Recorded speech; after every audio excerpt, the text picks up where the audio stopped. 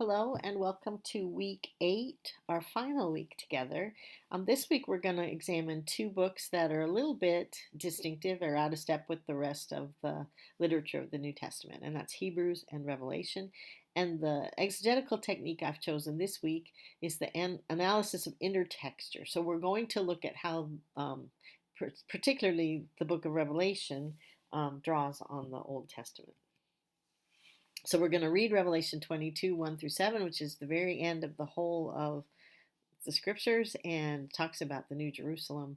And we're particularly reading with an eye to how it draws on the Hebrew scriptures or the scriptures of the church at that time and why it might do that. I just picked some pictures for fun. I mean, the perspective of Hebrews is really distinctive, and one of the favorite passages is the heroes of the faith, so I thought that was a fun picture. And then we have this interesting picture of the horsemen of the apocalypse.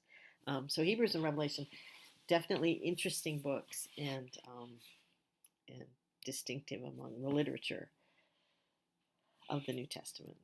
So as I said before, they are unique. The Revelation of John is an apocalypse, which is a rather specialized form of writing, and it's useful or produced by churches or groups that are in a perceived time of crisis. So the thought being that the church that produced the book of Revelation was undergoing persecution, and De Silva will cover that with you. So the picture here is of the Virgin Mary being the woman who is tormented by the dragon in the book of Revelation. Other apocalypses, the book of Daniel is noticeably, the end of the book of Daniel is noticeably another apocalypse, and the Gospels have little apocalyptic moments in them, but Revelation is a full-blown apocalypse and unique in that respect.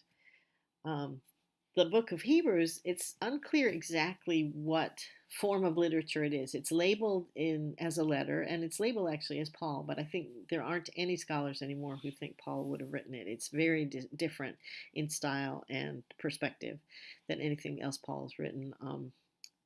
It has some elements of a letter, but not really. So, and it describes itself as a word of exhortation. So some scholars think it was originally a sermon, and it is unique in terms of its view of Jesus as the high priest who both offers and is a sacrifice. And so it's called Hebrews. I think traditionally the book of, or the letter to the Hebrews is attached to it because it has this theology of Christ that is so distinctly based on the temple sacrificial system. And so we want to analyze intertexture. I think I picked this graphic. It really sort of highlights the fact that the New Testament is really built on the foundation of the Old Testament. And as Christians, sometimes we lose that perspective. We sometimes see them as being very distinct. We see them as being different in theology, that the God of the Old Testament is very different from the God of the New Testament. But if you start to pay attention, the writers of the New Testament, their scripture was the Old Testament. It was already a canon.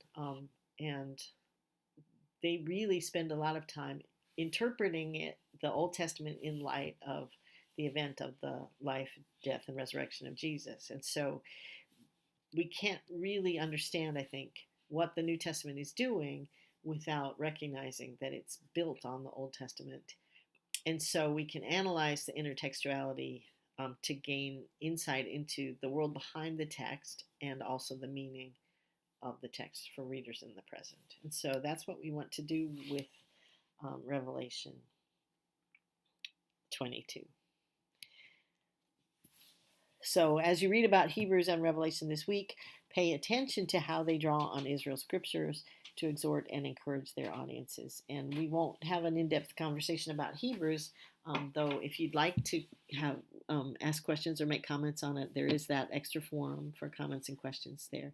We're going to focus on Revelation 22 and look at how it recalls the Old Testament and why it might do that and what depth of meaning does that add to our reading.